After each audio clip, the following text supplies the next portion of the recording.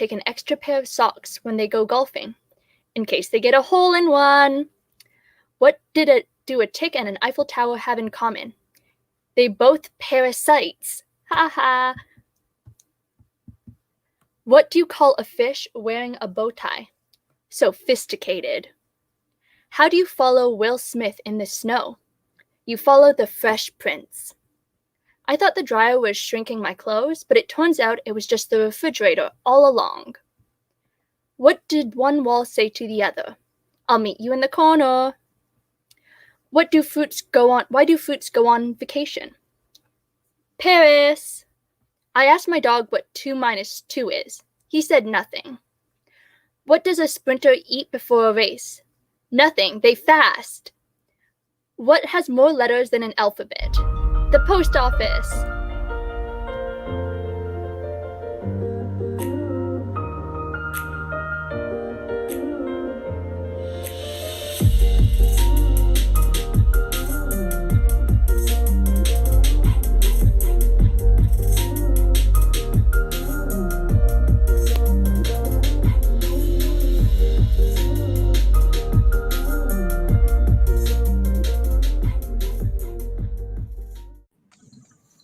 Hello, everybody. Hey. How is everybody doing? We are getting ready to do another episode of Authortubers React. We are going to be reacting to all things writerly and bookish in our community. How's everybody doing?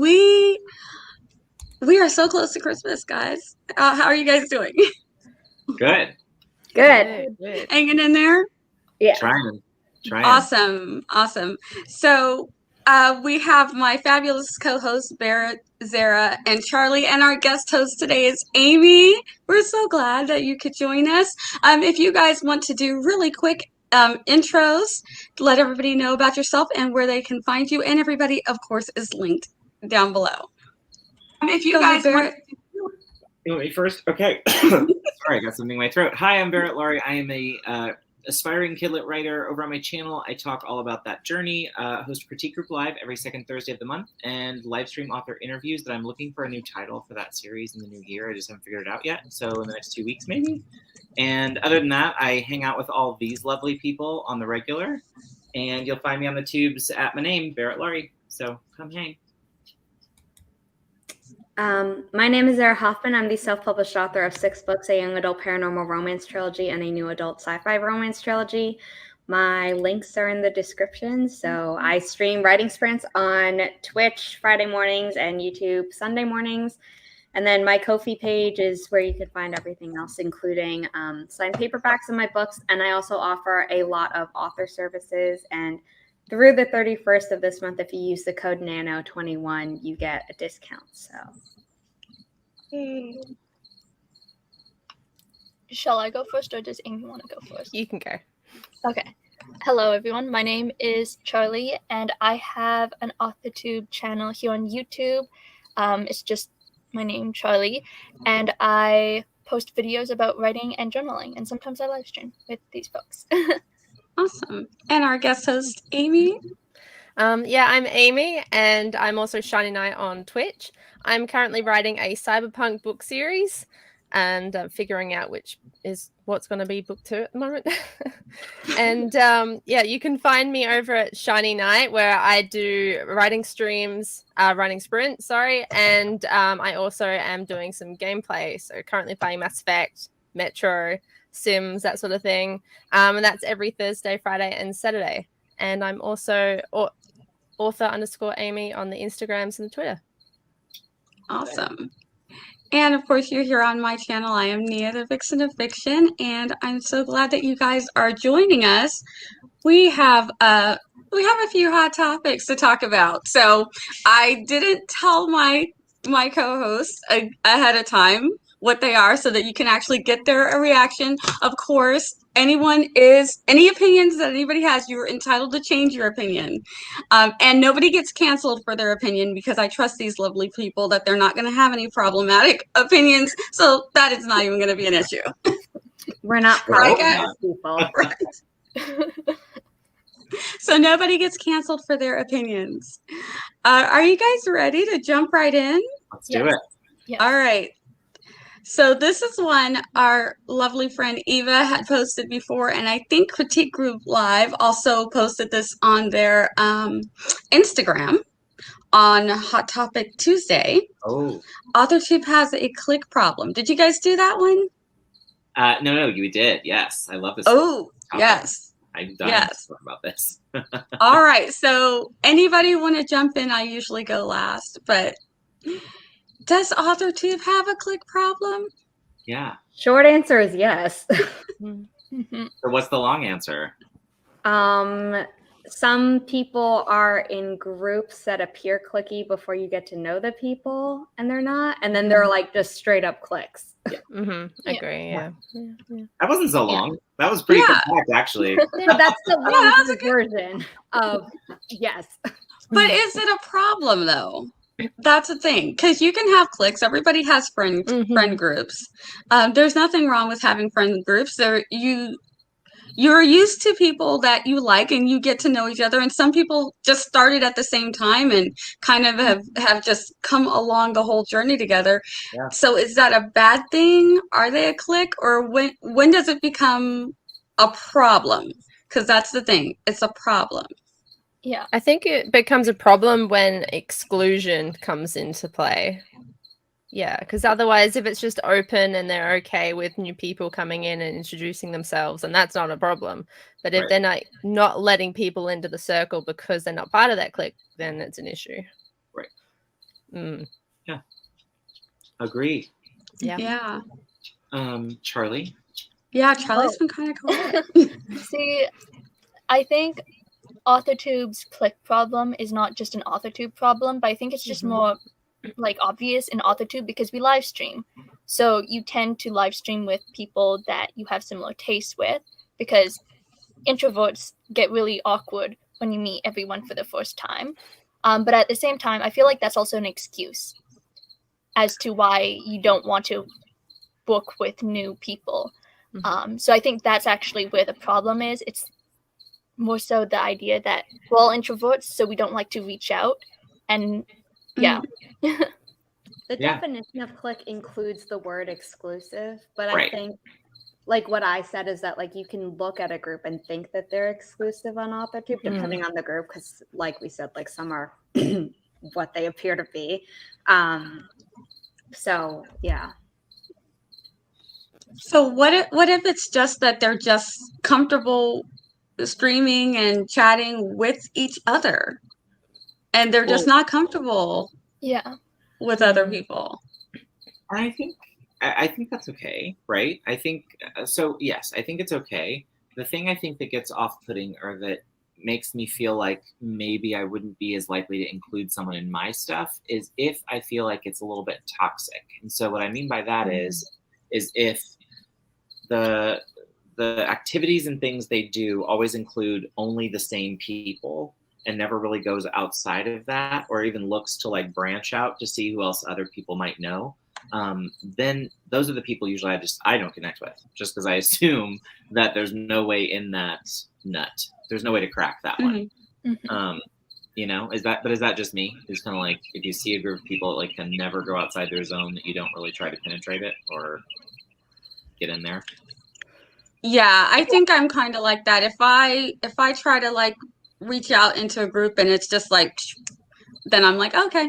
If I like their content, of course, I'll just watch their content. But otherwise, you know, once people are like, nope, I'll continuously like nope, or just not responding to you even in the chat stream. Like I've been on some chat streams, and sometimes I think it's harder for really bigger, like say booktubers or whatever, to respond to every single chat. But if you notice that they're only responding to like the same 4 or 5 people and not responding to anybody else, then I'm like, okay, that's just that they're a very close-knit little group and they only want to chat with themselves, and you're there to just watch and be entertained if that's what you want to do. But if it's someone like Kate Kavanaugh who has like thousands of people, yeah, she really does try. Stream, then I'm so like, hard. I'm never gonna be offended if I never get a response. Yeah, it's exactly. Like, that's too much. Exactly. There's no way. If you've got like 100 people chatting in your stream, there's no way. But it looks like I would say people like that, it looks like they try to catch as many as they can. It doesn't look to me, at least that I have not noticed, it doesn't look like they're deliberately like, oh, that person, No. you know. So, So is if the they are, they do it very slyly, and you can't. Yeah, I haven't noticed that. It just seems like there's just a ton of people in their stream. Yeah. But if it's usually if it's a smaller stream, if it's only like 10 people in there, and you'll notice that they're only responding to certain people, then it's like, okay, maybe they're just a group. And I'm always like, I'm that person, and I've said it before, you go where you're celebrated. Like if you're welcomed I in, like that's where I that. like to Yeah, go. yeah. Yes. Yes. There all was that. a group of people who I think I've kind of been like accepted into, but it was kind of that way at first, where they were only saying hi to like some people in the chat, but I just like liked them anyway. So I kept showing up, and then I think that they were like, okay, like Zara's cool, we'll include her. But it wasn't, if I had gotten a bad vibe off of any of them, I just would have been like, it's not worth Mm. Yeah. and I wasn't trying to get into their group, but it was like, It happened. you know, I've seen people who do that and then just been like, I don't think I even like you enough to continue watching at this point. Yeah.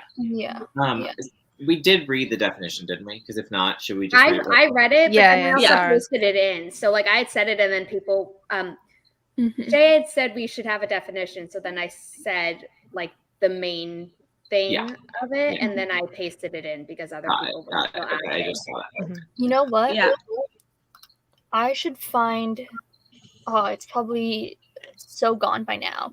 But when I first joined Authortube, and I found out about live streams, because I'm not like I wasn't really into YouTube before I started Authortube, and then I was like, oh, look at all these cool people. Then I was like, oh, in live streams you can comment, and then someone said hello to me, and I texted all my friends, people who I hadn't seen in like 2 years, and I was like, look, I have a friend now.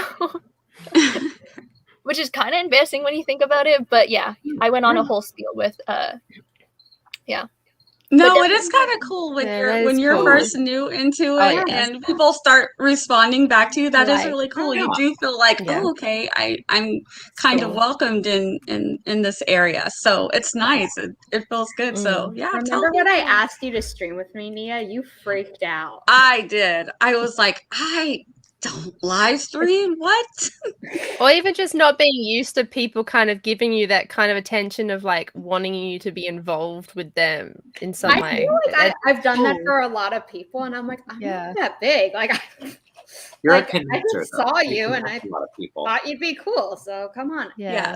Do I have your email, Amy?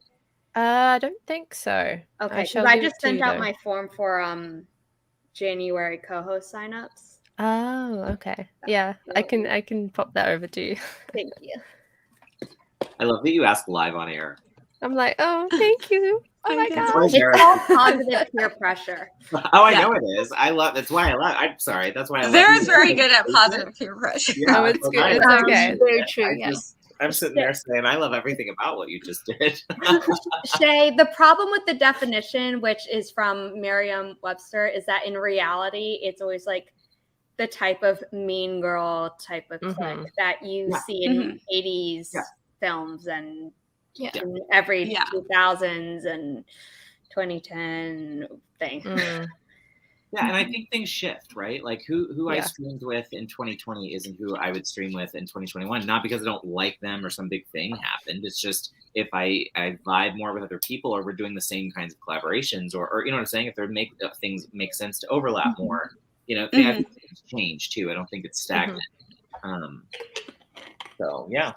Yeah, and I think following on from that, it's important that it works both ways, because okay, the clique might not invite you in, but you also might have to put that effort in to kind of put your name forward a little bit sometimes too.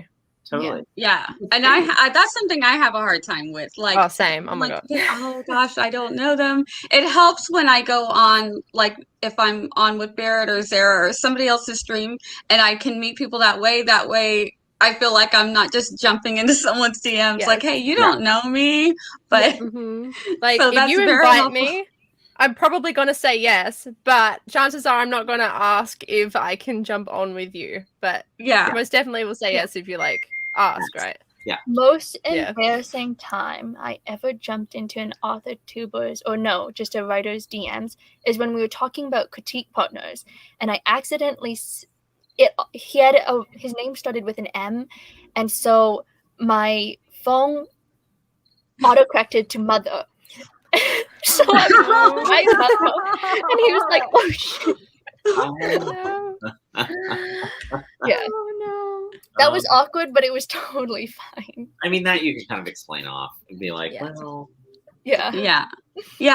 Shay, I think there's friend groups, and then cliques I think is something a little bit stronger than friend groups. I do feel like cliques is very exclusive, and Cliques are normally like, what's the word I'm thinking of? Not militant, but like, and not antisocial, but unfriendly and a little antagonistic to outsiders at some level. not welcoming. Yeah, not welcoming. Yeah, and maybe just shading other people a lot, you know, in order to get that kind of clout. I think of that too when I think of cliques. Well, and Shannon kind of asked, what does that look like? So the exclusionary behavior, I would say that, like light shading of people, or you know, the game where, you know, certain people, they're a little two-facedness where you like hear certain things from some people that you weren't supposed to hear, like that kind of stuff. That's the exclusionary stuff. Because then you kind of think, wow, if they say that about someone else or whatever, what would they say about me? You know what I mean? So I always think that. So now you know, if we're in a private chat and you're really like talking bad about somebody, I will think, oh, if they say that about them, what are they going to say about me? Has not happened. I have not had that happen. Thank goodness. Because I think I've found some really good friend groups. And I say friend groups because everybody that I stream with seems very inclusive. So I don't say cliques, but I have found some really good friend groups. And so I haven't seen that happen, or maybe I just wasn't paying attention to Instagram that day. I have a click in Authortube, and I just don't want to be like throwing anyone under the bus. Oh, yeah. It's Yeah. like, oh boy. That's why I'm like it. That's why I'm like I don't want people to think, oh well, we've got a really good friend group and think that we're talking about them. No. Friend groups are totally okay. It's one of those things that happens. You get groups of people that you just jive with, and particularly if you become real friends. Yeah. So You know what I mean? here's the thing, Shay, is that a clique doesn't necessarily exclude everybody. Like if you read the trash series that was called The Clique, which you probably didn't, but it was like Pretty Little Liars, but like kind of for younger than even that. There was, or Heathers, you know, the movie, it's like there was a clique and then they invite someone in, or Mean Girls, you know, they let Katie in and then, you know, so a clique can allow new people in very selectively, kind of like the worst version of a sorority rush ever. Yeah. And I don't know, okay, maybe this is a hot topic, but I remember we were talking about, I think it was just like a passing comment one day, sometime on some live stream, where we were talking about the Worldwide Write-a-thon. And people were very worried because the Worldwide Write-a-thon has like open invitations and closed invitations. And people were worried that with closed invitations, that the host would just ask the same people over and over again to stream with them and never ask any others. And for Authortubers who are introverted, like it's hard to jump into the DMs and be like, okay, I know you have closed invitations, but I really want to try streaming with you. Would that be okay? Because it kind of is awkward. So I guess that's one example of how it could possibly go bad. The best example. Yeah. The reasoning was because some people felt uncomfortable streaming with other people. So when it was open, like they were trying to avoid that, but then you're like, here's the other there's that finding that balance to you want someone who's streaming to be comfortable at the same time. Try not to make it look like you're being exclusive. So you know, sometimes finding the balance is difficult. Did you see Richard Holiday's right now? Yeah. You need to put that on screen. Is it this one? Yeah. Yes. Okay. Wow. Smooth. Well, I know. Richard's so So good. smooth. I love that, man. Hey, Kendra. By the way, Amy and Richard, I DM'd both of you on Instagram. Oh, So okay. I'll give one more example. I wrote a piece of non-flash fiction that I wrote on Chandra's stream this morning that was about one of these groups. Oh. Can you please send that to me? Sure. Yeah. Sometimes I think you can't tell if a group is actually clicky or not. And I think that goes back to what Zara was saying earlier, until you might think that they're a click, but then when you get to know them, they're actually not. Yeah. So some of it is perception. Yeah. And your perception in it too, right? You can get into something too and think it's one thing and then go, oh, maybe this is something else and I'm becoming that thing I don't want to be, right? So that's too, you know. So Another thing that I've found, which is not necessarily a click, but is a little off-putting, is when you're on a live stream, not necessarily as someone streaming, but as a viewer. And every time you wrap up the stream or wrap up the sprint, it's like, oh yeah, all we did was talk in the private chat. And you're sitting there like, okay, are you going to tell us? Or is it private so we don't get to know? So what are we doing here? Type of thing. Yeah. It's like, why do you need to tell us that there's this thing that we're never going to know? Exactly, yeah. Which I have done that before, but it was something inappropriate, and I was like, I don't know if I can say on stream. Sorry, guys. So that was that situation. But yeah. Barrett, can you remind me what SV's name is? You said it in the when you were interviewing me. Shannon. Okay. Shannon, yeah. Shannon, can you DM me on Instagram? My name is Zara Hoffman. Yes, definitely. Anyone in the chat who wants to be a co-host of mine in January, maybe if the dates work for you, you can DM me on Instagram and be like, I'm from Nia's thing. Yeah. Send me the link, please. And also the same thing for here. If anybody wants to be a guest host on and, come share your opinions, you're more than welcome. You can actually DM me or Barrett or Zara or Charliee and just let one of us know that you'd like to be on, because we kind of set up the dates and then we put it out there when we've got a date that works for everybody. So yeah. Barrett's walking the dog. That's why he's weird. Yes, dogs and the sweetest dog. You know what? Yeah, so I admire how y'all have schedules that just don't change. Like, so long in advance that these are your dates, because I'm always like scrambling to figure out what my life is like. My life is pretty set because actually most of my friends don't live in the city with me. So and then the few who do, like, our schedules never match up. So we're always messaging each other, and the adult dance where it's like, we should hang out. Yeah, totally. Doesn't happen. A few months later, and then you do it again. Oh my God, yeah. But then, like, I know when my nights are, because I have class, but I don't have them for most of January. So I was able to just pick and choose. And if anything ever happens, I try really hard not to ever have to cancel a stream. But, like, if I ever have to, my co-hosts are all, like, really understanding. And I don't know if it's because I'm always like, if a co-host is like, oh, I can't make it, I'm so sorry. I'm like, life happens, it's fine. Or if it's just like they're automatically going to be like, I mean, probably, because those are the people I associate with, but they're like, no, it's fine. And I'm like, yeah, I mean, and sometimes even then, like, I have to change my schedule next week because one of my streams lands on Christmas. So I think that's pretty reasonable to move. So I'm just doing it like another day, and I'm doing some pop-up streams and but just I try to keep it mostly consistent, but yeah, I try to make my schedule, and I make my schedule ahead of time, but I always put out there that because of my very chaotic life situation that things will change, but I do try to prioritize the days that I put on my schedule. Like today, we had a ton of stuff to do today, if you guys only knew, but my whole family knew that at 4:30 Nia's out because she has this thing that I put on my schedule like 3 weeks ago.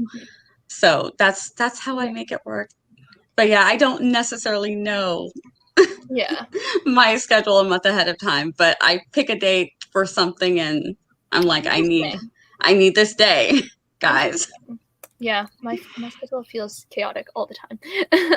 But like, All right, this was a appreciate question for content. Charlie. Yeah, so what do you mean by stuff?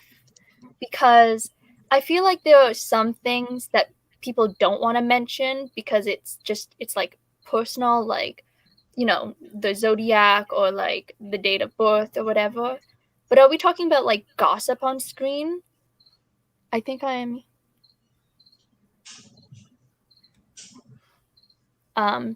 Because, oh yes, yeah, like politics on an Authortube is kind of questionable.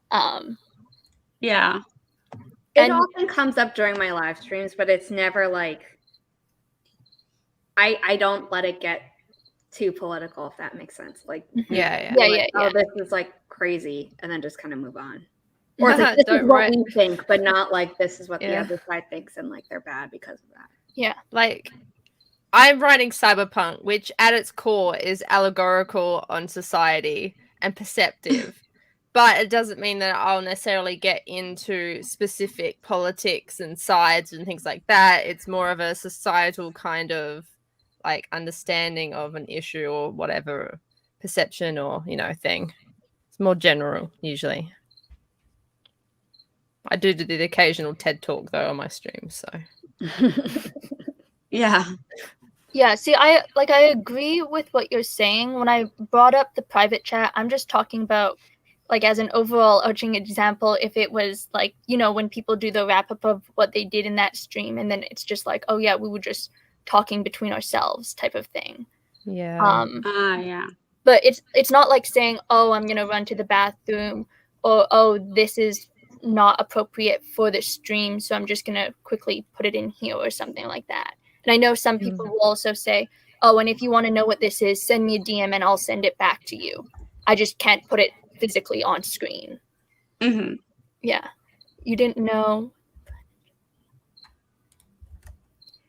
Yes. Yeah, see, that makes sense. But as I said, like it's a fine balance. I think all of this should be taken with like a pinch of salt, or like sometimes you think it's a click from the outside, and then once you're in, you're like, oh, they're not. Like you were just intimidated by them, or like Barrett said, like you could be inside, think it's not a click, and then it is. Yeah. And especially when you're coming in and you're newer. Like I've been in this realm for just a tad over a year, so coming in, I didn't know who was going to be very welcoming and who wasn't, and so when people just started asking me, hey, you want to do this? I was like, literally, I was not expecting it. I just thought I'd be somebody who would just be hanging out in the chat. You know, so when people started inviting me to stuff, it was very nice, but I don't think I was expecting it. So I didn't come in thinking about cliques or friend groups necessarily, even though you can tell who some of the friend groups are, but I don't have a lot of we've been in this for 3 years or 4 years where I can say definitively, oh yeah, that's a clique. Because I don't know. I've only been here for a year. I just see mostly friend groups, if that makes sense. I know what a clique is, and I know the exclusivity of a clique, and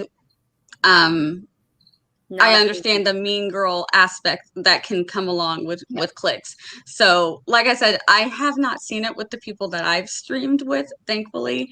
And I hope it stays that way. But again, I haven't been here long enough to really know that, oh yeah, they definitely don't want to stream with me. You know what I mean? Can you imagine if I ever became like that? Like, oh my God. I'd be like, well, we miss streaming with you. Yeah, I'd be out. I'd be like, what happened to not Zara? a cool She had a complete like attitude change. Maybe she was body snatched. I'd be worried about me if that ever happened. Well, yes, we'll have to send you a dozen DMs. Please don't get mad when we spam you asking if you're okay. Yeah. Yeah. So if you don't know what they're talking about, so whatsoever, or so whatever, it could be anything. Bother you? I guess that's the question. So does it bother?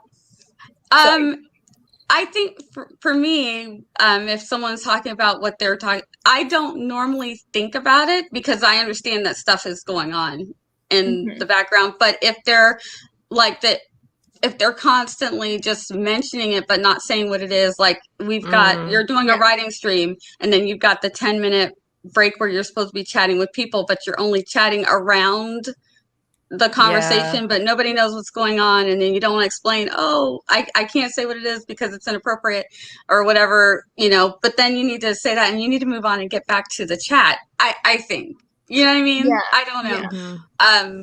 As I mentioned before, my example was like constant, not just a 1-time off thing or 2-time off thing. This was like every after sprint you come back and the people on the live are like, oh, we were just chatting in the private chat. Why bother mention that?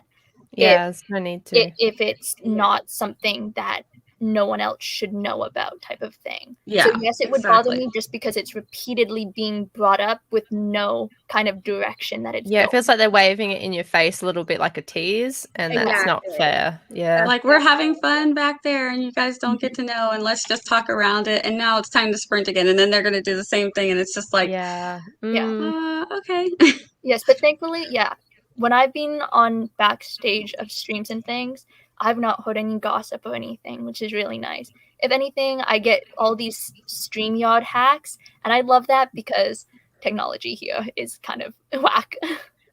Yeah, I kind of want to know that if we're working, that we're working, and you can get sidetracked. That happens to me all the time. But I mean, if the purpose is some type of productivity, let's be at least mostly doing that, I guess.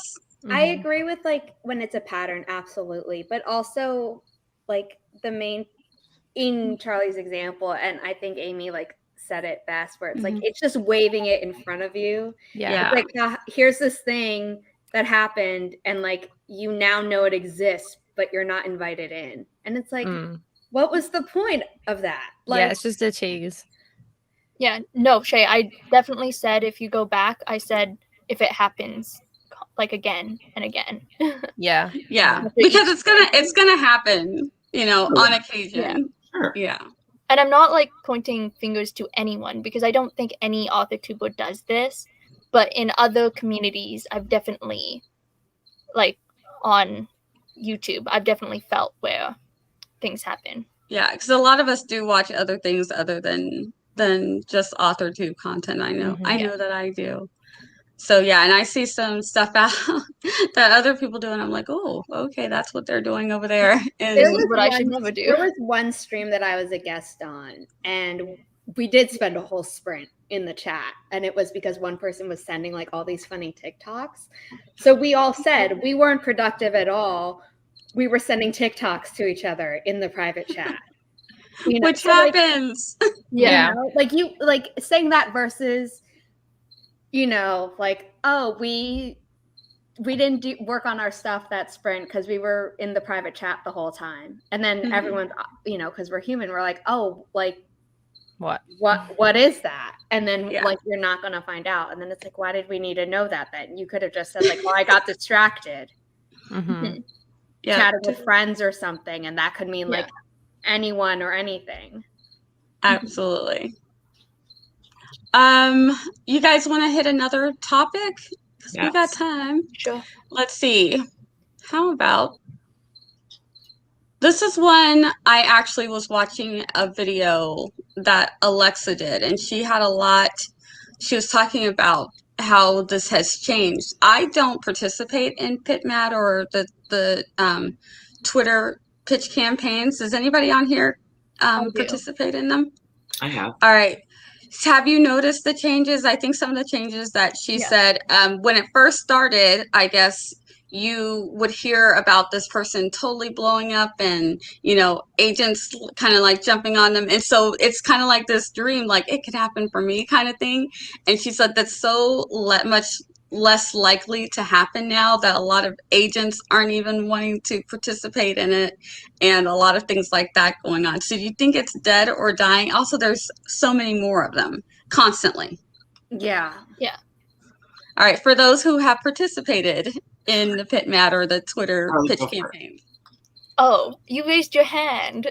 No, I have something to say about it, but I want to hear what you have to say first. Oh, okay. Well, first I would like to point out in the comments that yes, I go down random YouTube streams like there was like a season that no one really cares about, but I'm gonna say it anyways, where all I did was watch bee videos. That was like a phase for me. And then I went from bee videos to African lion safaris. Yeah, it's okay. I want to see your search history. I feel like Yeah. there's things happening in your YouTube like home. Well, page. did you know that I know how to taxonomy a spider now? And Wait. that's what happened when I went down my spider YouTube hole. Wait. Okay, I'm Okay. sorry. Like Stuff it like spiders Yes. when they're dead scare me Charliee. less, but like Yeah, I I don't- also What is don't want to going on? talk about. Okay. So We won't talk about spiders. Okay, so tell me the Sorry. Pitmad story. Okay, so with Pitmad, I feel like when I joined, first did a pitch, I was kind of like, oh wow, this is so cool, and I kind of got to know it. But then all these like pitch contests came up, so I wouldn't say it's dead and dying. If anything, it's getting larger, and it's kind of, what's the word? It's becoming oversaturated. Oversaturated, yes. Oversaturated. Because there are so many pitch events and it's so hard to keep track of, and I don't think agents necessarily keep track of them anymore either, because there's literally one like a day after and a day after that and a day after that, so it's just gone almost endless. And then in addition to that, the last pitch that I did was, I don't even remember what it was for, but I do know that there were people that copied other pitches. So it became a pitch. It didn't become a pitch competition. It became like this watch out for people who are copying and getting agent likes of things that they didn't even create type of thing. So That's not cool. yeah. Yeah, no, not cool at all. I And know. So I also I think Pitch Wars Pitch Wars is like something totally different. Pitmad and like all those other pitch competitions, they are great ways to meet other writers. But then I think you're talking about the whole, is Twitter becoming a whole author platform or a reader to author platform? So yeah. Okay, Barrett, you raised your hand. Yeah. Okay, well, all I was going to say, so I've done Pitmad. Here's what I'd say. I also watched Alexa's video. I think it's great. I think there's a lot of truth in it, and it definitely is oversaturated, and there's way too many of them. Like, at one point, a friend of mine sent me a list of like, hey, here's all the Twitter pitch events, and there were like 50-some on this list. It was maddening. However, on the flip side of that, what I would say, in my little querying experience from the spring, so several of those agents were primed from liking tweets. None of mine blew up. None of them got like massive amounts of retweets and stuff. But I did get likes in 2 different events back to back, Pitmad and then LGBT Pit. So when I queried, those were fast, full requests, like really fast. Like they got my query and then a day later it was like, hey, can we see the full thing? And I like cried and thought it was a great thing. And then I got real quickly rejected. But anyway, it's not the point of the story. The point is, I think they're good for that kind of thing, but I didn't do enough of it to know if it's truly like a diminishing returns kind of thing, because it didn't result in anything for me. So I can't say one way or the other, but it was not a cold query for those people I sent it to, if that makes sense. So it was like a door to do that if you couldn't attend a conference.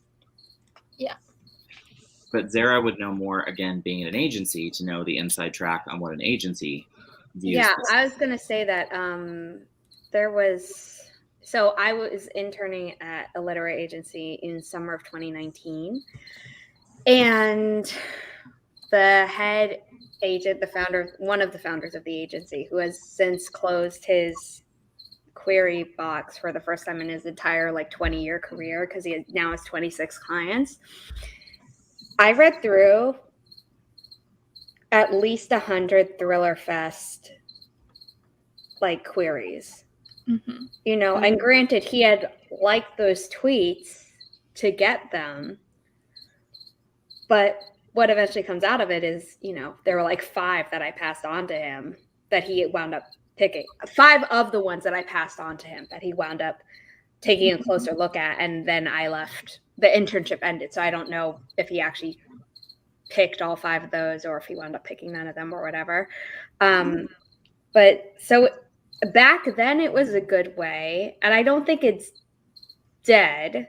Like Alexa maybe took it a little bit too far. But I do think it's overwhelming for everyone at this point that you shouldn't be banking on it to be as effective as it used to be. No.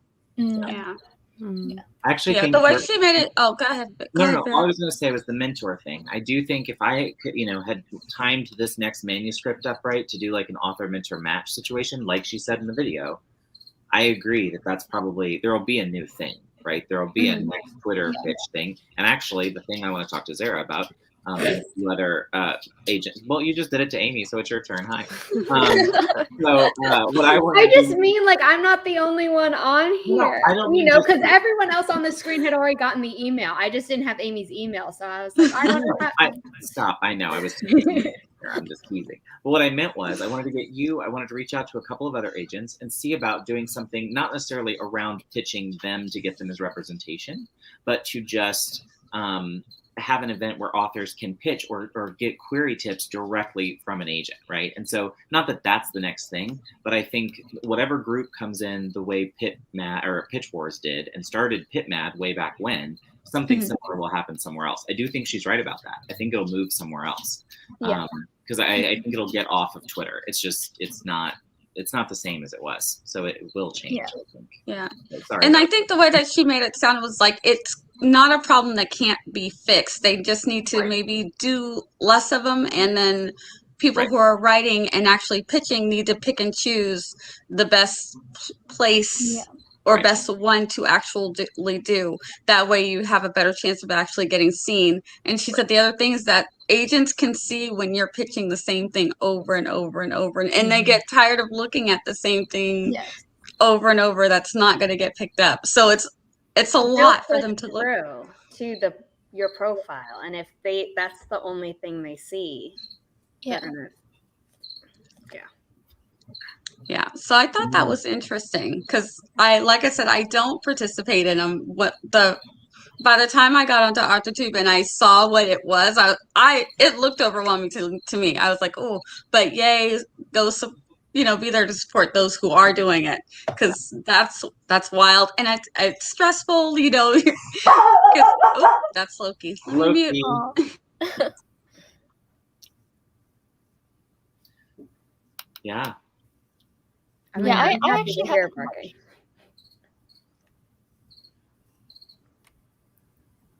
Oh, so here's what I think we're going to do is talk about the next topic.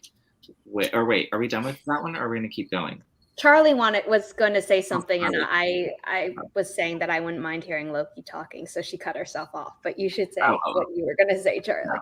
No, Charliee. I don't remember. Wow. It must not have been very. We're going to be amazing hosts together. Like, this is a great taste of what's in store. Oh, Loki. Oh, so is cute. there a cuter dog? Like, no. Yeah. Well, Riley. I have a photo of her from today, but I was going to say yes. Riley is adorable. We have some adorable Authortube pets. I love them all. And Loki thinks they're all his friends. They are. He just hasn't met any of them. Show this to everyone, but the brown eyebrow picture. Yes. Oh. But when Riley was a puppy, there were little brown eyebrows, and I got to see a picture behind the scenes the other day, and it was the cutest. Let me find that. All right. Well, I do think this will evolve, and I think love Alexis Dawn, but let's be honest, that title was for click.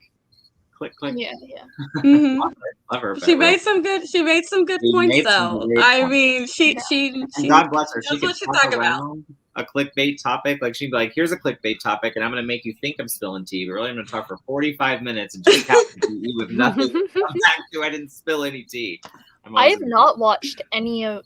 I have not watched the video that Bella talking about, but now I will. After I finish my binging of Lost in Space, I shall. Yeah. Ooh, go. fun. What I do like about those videos is she usually ices it with some advice, some good advice. Totally love her. I'm not saying her mastery, her skill. I know, she's so good. The title, the perfect, like, it's clickable, and she gets to it. It's not clickbait by the end, but man, I will have to watch 38 minutes and 40 seconds of her. She does say she talks a lot. She does not She does not. I normally get Kelly Wright normally messages me. She's like, "Did you see Alexa's newest video?" And I'm like, "No, you should know this by now that you're the one who gives me the spark notes." And then I decide if I want to watch it.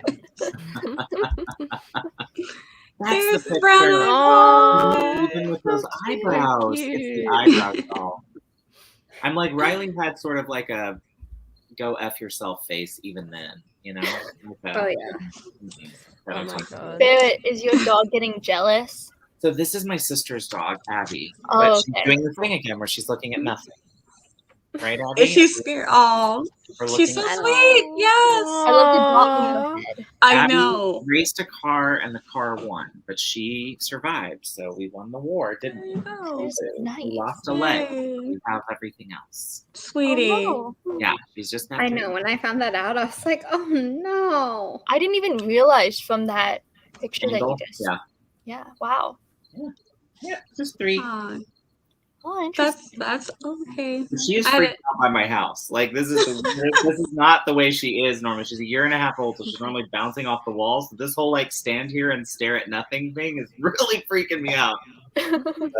Maybe light a candle and be like, Yeah. "I'm serious. Yeah. Like, know Yeah. that like we mean you no harm, but please leave." Like leave the Yeah. house. The poor dog's scared. All right, let's get another topic in before we end this one and switch over to Twitch. Are you ready? Let's see. What do we have? What do we have? Oh, I want to do this one for this one and the next one. They kind of tie in together. So we can end with these. Adult readers are downrating YA books that are not intended for them. So this has to do with, I guess, Goodreads ratings and stuff like that, where adults want, which is why it ties in with the next one. These were 2 hot topics that I felt like they kind of play into each other. So publishers need to stop wanting YA books targeted for adults.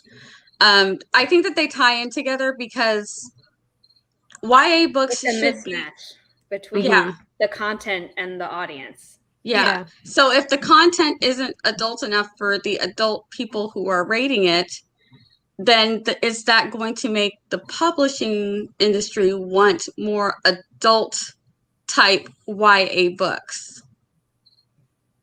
Probably. Because- you look at what Yeah. happened with A Court of Thorns and Roses, and then you're like, this never belonged in young adult. Like this Yeah. was 100% adult, but I think I don't think it's necessarily like the adult content. I think it's more the at a certain point when you start reading YA as an adult, you're like, this character is so immature, but they're acting age appropriate for like Yeah. Exactly. 12, 13, 14, 15, 16, 17, whatever. But you as an older person are like, oh my God, if I could, I would slap them with their own book. And so therefore you're going to leave a worse review. And yeah, so it's like, Because you're not understanding that this YA, but it's not, because most people, maybe not most, but like the people who are active online who read YA, I feel like are around, you know, like 20s, 30s at this 20s, 30s, maybe even 40s at this point, where it's not aimed at you. So like if there's something in it that you don't like, that's not really the book's fault, because it's not for you. Yeah, it's probably why I don't read as much YA as I used to, because it's gotten to the point where, and also because I have teenage girls, I'm like, these characters, what are you doing? Like, I just want to help them so much because they're making all the wrong decisions, but they're making decisions that a 16, 17-year-old would probably feel this way. So, you know, you got to go along with the ride and say, is the rest of the story engaging and doing what it needs to do, and understand that this character is this age. So I actually prefer it when the character is acting their age, because I feel as much as I'm like, you know, unless it's just a bad character. I've also read a YA where the other teenage characters, I loved them, but the main character, I just didn't click with the main character. And that happens. And I'll say that that's what it is. It's just this particular main character, I don't like this character. But the other YA, the other 17 8-year-old characters are fine. Mm. Can I And- quickly address Chandra's comment? Yeah, let me move over to the comments. Go ahead. Okay, so Chandra says, I think a lot of adult books are too graphic for a lot of adults, and then the opposite is true. I think it does muddy the water, which was supposed to be the point of new adult. So the reason we don't have new adult in traditional publishing is Barnes and Noble, because agents understand what new adult is. Goodreads understands what new adult is. Amazon knows what new adult is. Editors and publishing houses know what new adult is, but because Barnes and Noble won't make a shelf for it, the editors then have to be like, we can't call this new adult, which means that agents who are trying to sell books to editors are like, we can't call this new adult. So it goes back up the line that new adult can't get a foothold in traditional publishing because of Barnes and Noble. Canada is very sad that they don't have Barnes and Noble and still don't have new adult. Okay, that I don't know, but that's what my sales and merchandising teacher told me. Yeah. I was gonna say, even in my little bookshop that's pretty progressive, they don't have a new adult section either, and I've talked to my little bookstore owner about it too, because it's like, you know, until it's there for enough people to get into it, it's not going to catch on, and so that's kind of a problem. Yeah. And definitely, like, I'm, you know, the Sarah Janet different books that are like, should that really be under YA? No. Yeah, I've said it before. I wish new adult was a thing. New adult needs to be. It needs to be a thing. Yeah. It's a huge because time in sometimes people's lives. reading adult is just like, okay, this is depressing, and we live in a you know what I mean? It's just like You need that in between. Yeah, I do want that in between where I have an older character, but we're still having some fun and just being a little bit mischievous and getting into trouble, and you know what I mean? Everything is not, you know, necessarily the. See, I think another thing though that gets through this is actually like what is now considered appropriate for younger audiences, which I think is kind of like almost a bigger problem than like our personal likes and dislikes, because we know what we like and we know the authors that we like, so we can find other authors that have the same writing type.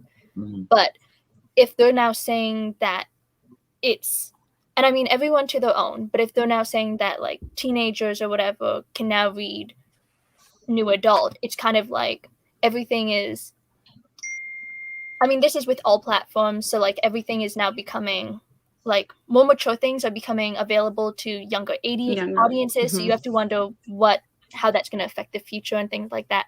I don't know. The problem is, oops, sorry. Go ahead, Sarah. What I learned at my internships and in my program is that, you know, the publishing industry is built on the idea that kids and people like to read up. So they'll read someone who's older. So if you're 16 or 17, you might want to start reading new adult. But at the same time, new adults are the ones who are reading new adult. And that's like the only time that like where it matters the age actually lines up. Because once you're an adult and you're reading adult fiction, it's like we don't care really if you're like 25 or if you're 60. Like everything's on the table basically, especially if it's like erotica or something. But it's like we're not going to censor really anything because it's in the adult section. So you're fine. You can handle it. But with new adult, it's you have the people within the age group who are reading about people around their own age to finally be like, oh, I'm here. Like I can relate to this. But then you have kids who are moving, who are starting to think about college maybe, or like that point where they're not there yet. And then you're like, the conversation then becomes like, oh, are we corrupting them because they're reading this? But it's mainly for the people who are already that age and have already been exposed to sex, drugs, and alcohol. Yeah. The description of my book. The only other thing I would have said real quick was just the other place I think there's a mistake for booksellers or a missed opportunity is I'm writing now middle grade, but like the 13 to 14-year-old age of an MC, it is a spot that really needs its own section, or they need to start putting out books where middle grade has a 14-year-old character, an 8th grader, or YA books that are lower YA with a 14-year-old, 15-year-old. It's a dead zone in books. Yeah. Yeah.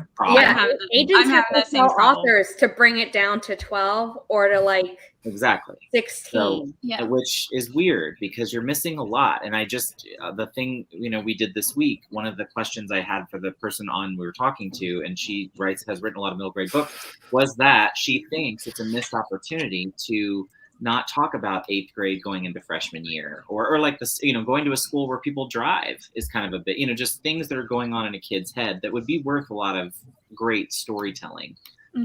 But there's no place to put it on a shelf. And it's like, that sucks because that's a gold mine of storytelling.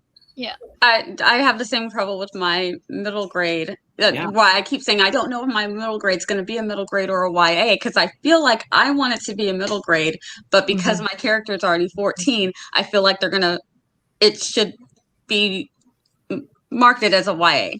And so I'm like, do I lower the age? And I was taught to raise believe it up. though that a 14-year-old MC is already YA.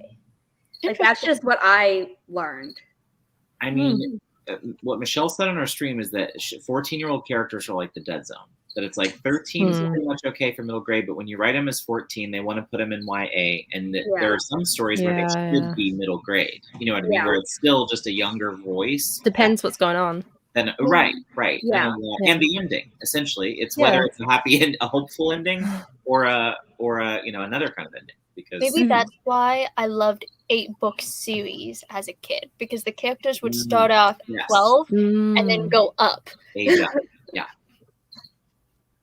Yeah, I like being able to talk about what I'm reading too. And it's the more niche you get, the harder it is to find people who are reading the same thing that you're reading.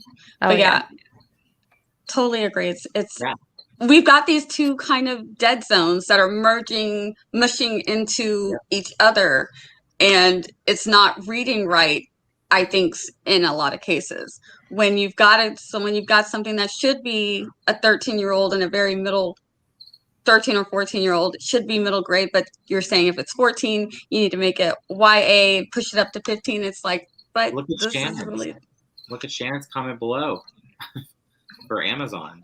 Amazon has an age range for young adults starts at 13. Yeah. Wow. 13. That's cutting so deep into middle grade.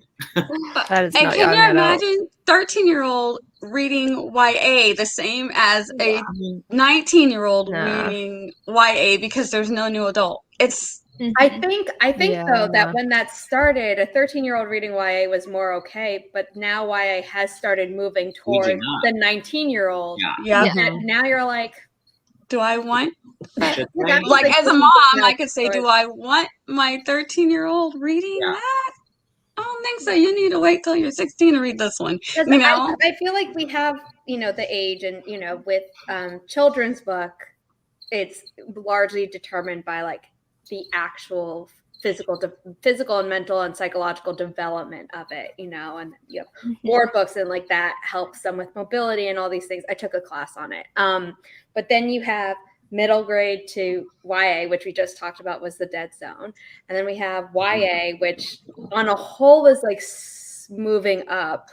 But even if it didn't, you still have the dead zone that people who are older and don't want to read adult yet don't have the stuff. So then they're forced to read YA because it's either too immature for them or it's being raised to meet them, but it's not a good solution. And then you have adult where it's like everything else. And it's just, if we could fix these two and put this back where it belongs, every reader would have something that they could read and enjoy, even if they're reading up. Yeah. And but if they're reading up, they know what they're getting versus someone who's thinking I'm getting a cute little YA and oh my goodness. Don't we wasn't expecting that. Don't we assume the kid that's going to read up was probably like us, who were probably all of us were reading up? So it's like you're a little bit more mature. You've kind of seen a little more. So you're able to handle maybe a little more. So I feel like it's less worrisome if there are clear, like, this one's. Make it clear. And then it's up to the kid and the parents to pick what suits them. Definitely. Yeah, I would love that. That would be great. Right. Oh goodness, that was good. I'm gonna trying to get through. Did you guys see any other comments that you wanted to respond to before we go on our break? I'm like an old trying to see. I read some really adult stuff when I was 12, 14. Yeah, I was reading adult when I was a kid. I was reading adult romance, I think, when I was like 16, 17. I read some pretty dark books as a kid too. Yeah, I read a couple of dark things, but I feel like I read up, but not far up. And then I felt like I was reading down. Like when I was reading like Sweet Valley High, I felt like that was reading down for me, but it was kind of fun. It's the one thing that everybody was reading. And like Chandra said before, I like to read what I could talk to my friends about. So even though they weren't the most, they were fun. There was a fun little adventure every time. I had one sister that I liked better than the other, but it was definitely, even for me in middle grade and high school, I felt like it was reading down. But like having proper age categories for books isn't going to stop someone who's really determined to read. Oh yeah, they can still in read a different what's thing. Like same with like movies. Like if it's R-rated, like people can like say get tickets for one movie and then once they're past security, like go into another movie theater. Oh my god! Yeah, but you know what you're getting. Nothing else you're getting them from doing what they want to do. But at the very least, if you have the proper age category, you're not going to pick up something thinking it's one thing, and then be like, oh no, horror story time. Yeah. When I was younger, I was invited to a birthday party at a movie theater for The Book Thief. And I was invested in that movie, and like 30 minutes into the movie, the birthday party got up and left to go to the Avenger movie across the hall. And I was sitting there all alone, and I was like, okay. I would have stayed. I'd have been like, bye. Yep. I love that movie. I know some people didn't like the movie adaptation of the book. I liked it. I liked it. Yeah. I mean, I know it's different, but that's how I hold every adaptation in my head. They all are. I never read the book, but the movie made me want to read the book. I just never got around to it. Same. Same. And like about reading up and what suits your maturity, like I was reading adult when I was like 13, but in that the story started off as the main character being a kid and then growing up throughout the series with adult themes and things going on around him and stuff. But I think it's very important to have like that clear, know what you're picking up. But also allow kids who can handle reading up to be able to do that. So yeah, because I know I much preferred some of my more upper reading, but I would read them all even as a kid. But I always felt like I knew, like I like to know what I do like to know what I'm getting into. When even as a kid, I wanted to know, because I didn't like a whole lot of gore. I know there was a question about gore. I didn't like to read a whole lot of gore, and I didn't prefer to read anything that had a lot of sex. I just, at my age, I don't know if it was because I was afraid of what my mom might say if she knew it, because I wanted to be able to be able to get what I wanted. And I felt like if I made a bad choice, she might be like, oh, you're not making good choice. I don't know. My mom was super strict. So I was very aware of what I was reading. But I did like to read a little bit more mature, but I feel like more sometimes than I did then than now, because now it's just like life is rough. I want to read something fun sometimes. Right. You know? That. Like, I just want to open up a book and people are having a good time. Can we have that book? Yeah. Just let me read one. I'll read the depressing apocalyptic books too. I know the world is terrible, but sometimes I want to have a good time when I'm reading. With the gore and stuff, I don't know if it's probably because I watched like NCIS and Law and Order SVU and I was like, way too young for these to be things I watched, but like I've been desensitized to that in fiction. Like in real life it's different, not cool, but like in a book I don't care, because I don't even care when it happens like in the Vampire Diaries where people are being, having their hearts ripped out and decapitated like left and right, and I was like, it doesn't bother me. But like with sex, it's like I don't want that in a book that's labeled as YA. But if I'm reading new adult or adult, I'm like, I don't care. Like, at this point, I expect it. Yeah. I agree. And I know even some people disagree on whether you should be able to have sex in a YA book. And I think only because I think it should just be limited. This is a good hot topic. Let's do this. I feel like it should be limited because you do have 12 and 13-year-olds going into it. And I feel like the accidentally stumbling upon it type thing versus I understand that it happens. I prefer the Fade to Black type of, or I think it should be Fade to Black in Fade to Black. YA. Fade to Black is perfectly fine. In YA, definitely. But I don't think you have amount to of treat it detail. as just kissing in YA. Yeah. Like, you don't I have to feel pretend like like you don't have to pretend like a 17-year-old's just kissing. You don't have to pretend that that's what's going on. But it's the amount of detail. I think that more detail is fine, especially if there was new adult. Then it would be like, okay, we're in new adult. If they say that there's going to be some romance in there, you know what you're getting.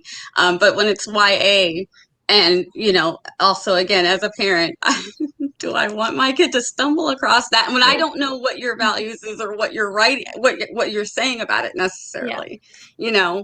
I don't know where you're going with it. So I love EVAs. Can we discuss that too? The what level of violence is okay?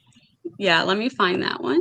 It's like third from the bottom on my screen. Yeah. Okay. It just popped up. I'm like waiting for it. Like, come on. Yeah. You've also got the question with like the gore. What would you consider as too much and kind of mediocre? Because like we're just discussing, say, a character taking a shot or a character or the description of stitches or whatever of someone's wound. Like, at what point is it becoming a bit much, and would you call it gore, or I don't know? For me, I'm going to say my kids like gore, so it depends on how the gore is written. Would be because my kids just aren't scared of that kind of stuff, and I probably did what happened with Zara's NCSI and all of that stuff. Criminal Minds, my kids were watching it because we found them fascinating. So it to me, it's more of how is that gore written? Is it written to like really terrify them as a 10-year-old? Are you trying to terrify a 10-year-old or a 12-year-old, or are you trying to get them interested and give them some chills and thrills? And I think you can do more and more as they get older, but I don't think you have to hide gore. And the same thing with upper middle grade and why I don't think you have to hide that there's kissing or sex, but it's just the level of detail and making sure it's age appropriate and a general age appropriate, because there are some parents that are just going to, like, as soon as they find out that there's anything in your book, they're going to be like, that book needs to be banned, which is a whole other subject. But parents. No, we don't have parents are. I would say that's a whole other thing. I want to say on this, if I were writing a middle grade story, I would absolutely write not only an active shooter drill. I think here in America, you could do an active shooter story in a middle grade book that isn't overtly violent. Is there already one? Well, okay, so it was because it wouldn't surprise me. There's one that is called The Lucky Ones, and it's about these two survivors of a shooting. Yeah. And it is a young adult book, but the way it looks and the way the back description read, and when I actually read some of it, part of me wanted to be like, this should be middle grade. There's a book I have that's it deals with some stuff that I had to deal with that was traumatizing for me. Yes. This is middle grade. And like, I know that people like don't want to believe that young people can be exposed to like really dark things. They can handle it. They can handle it. People are willing to put in. Now, granted, you can say, I don't want my kid reading this. 100%. Yeah. But that doesn't mean that it can't be published. Exactly. Yeah, published, definitely. Right? Because it could be. Yeah. Because I think it can. And the other thing I would just say about the shooting thing before I forget, just because it would work here, though, doesn't mean it would work in other markets. So that's the other thing you have to be mindful of if I were an American writer is, would my story about a school shooter work in Canada? Probably not. And would it work in the UK? Definitely not. And Australia, I don't know. You know what I mean? Other I'd parts of the say world, no. probably not, right? Yeah. So there is a part of that too that you have to keep in mind. I'm not saying that your story needs to be commercial necessarily, but you have to be mindful of that if it's a business to you, right? If you're thinking bigger. So, but again, that would go to my agent. So Zara, you can handle that part. But I think that's what I would be thinking about as the author, is it could land and be really meaningful here in America, but it may have absolutely no impact outside of the States. Yeah. Yeah. So I think- I've mentioned one that really quick. I've mentioned one that my daughters read. It was about Hurricane Katrina because they were not born when that happened. So they read about it and it hit them really, really hard, but it's something that they could handle it at the same time, you know? So sometimes it's appropriate. Sometimes it's perfectly okay and it's fine. And this is something that they're experiencing and living through, you know. There's a middle grade book written by this author, and I can't remember the name of the author, but I came across him during one of my classes, and he wrote a middle grade book about 9/11, about a kid and an adult whose lives are completely changed by 9/11, and their lives are linked somehow. And I didn't read the book. It was for a marketing assignment, so I didn't read the book. But it's like, I don't think we should shy away from things I think it's the level of detail. I don't think it's the topic. Does that make sense? Yeah. Yes, Definitely. that's totally How agree. graphic it is. 100. And I think also the genre itself lends itself to expectation as well, because, you know, I'm going to bring it up, but cyberpunk, you don't expect it to be all like flowers and lollipops. You know what you're getting into when you pick up a cyberpunk book. And fantasy, like, depends more so on kind of the audience that it's set to, but you have some level of expectation. Swords and weaponry are kind of going to be involved. So I think that also can kind of direct, you know, what to expect rather than just tagging everything. I'd expect more gore in a horror book exactly in like a contemporary. I would also, a couple things. One, I would disagree with like that it's just about this subject matter, or it's just, what did you say earlier? I said that I feel like it's more about the level of detail and less. Okay. I was gonna say it could be the opposite though, because there's like, with the example about the hurricane and the active shooter, not many people experience those places in other regions, depending on where you are. So it's kind of like violence for no reason. Like, I guess what I'm saying is, if you have just violence for no reason and gore for no reason, then that is kind of like almost normalizing and accepting and saying it's okay. Whereas you have violence to teach people that this is bad, and this I think it needs to make sense in the story. But I was saying that like in the context of like what can be counted as YA or what can be included in YA. So it's like I would never tell someone that like you can't write a YA about an active shooter thing.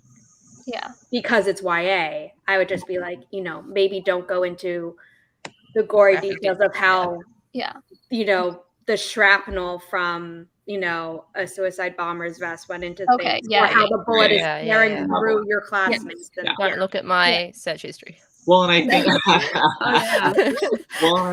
Charliee, the other thing too is, you know, I think you're absolutely right that it kind of normalizes it. But the thing, and this is so embarrassing to admit, it is normal in America. I mean, that's what's sadly bad. We lose I hate track to of say school that. shootings. I mean, there's a point now where like my co-host on CGL is a journalist in real life, and before the November show, her message to me, we were texting about the show, and her text was, "Oh, I have to go. There's another school shooting." I didn't have to ask where it was. I didn't need to, like, it didn't even register to me because they're so common, you know? Wow. There was one in Michigan like last week or something, and like 6 or 8 kids died, and I was like, oh, really? Wasn't there another one? And it was like, yes. So we lose track. So unfortunately, it has become, and it is ridiculous. So it is that thing where you kind of ask yourself, so as the author, if I had a story, right? Am I normalizing and making it worse to write the story and put it out there, or am I giving a lived experience or something that might take some of the fear out of a possible lived experience? Yeah, so which again goes back to Barrett being like it hits in America but not other places. The Secret Circle. Have you seen that movie? I haven't. well, someone's head gets put into a hot hamburger maker for no reason, except for Yeah. Was the CW TV show The Secret Circle based on the books?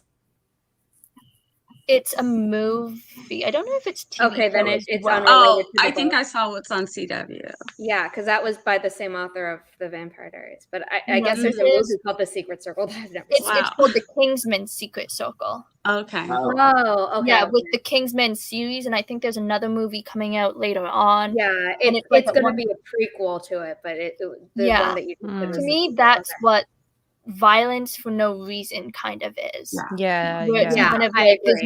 there's no method or message to learn from it. It's just Yeah.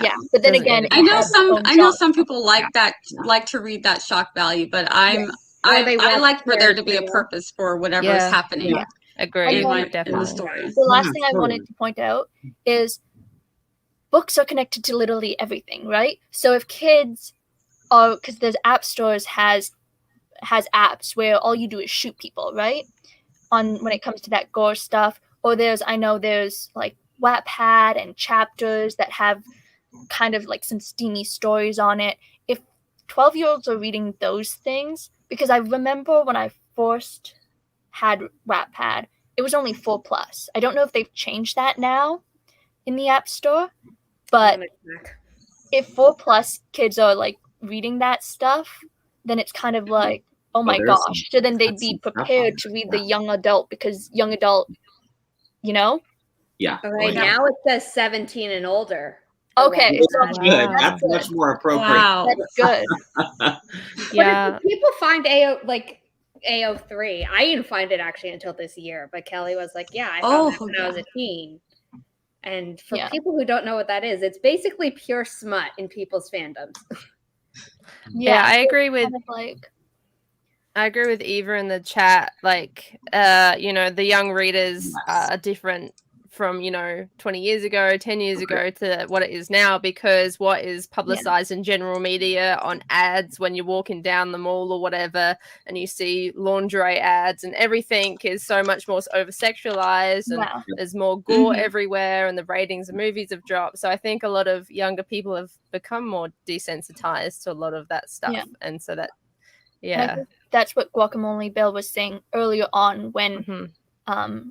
they said that we have just grown up, but we're still sticking to the same genres as Yes. we did when we were younger. Type of thing. Yeah. Yeah, and I don't think that publishing should move with us. I think publishing should stay with that age group, the age group that it's Yeah. supposed to be written Mhm. for. And then us as adults now, we need to decide, are we okay with reading 16 and 17-year-old characters or 12 or 13-year-old characters because we're enjoying the story and the scenario?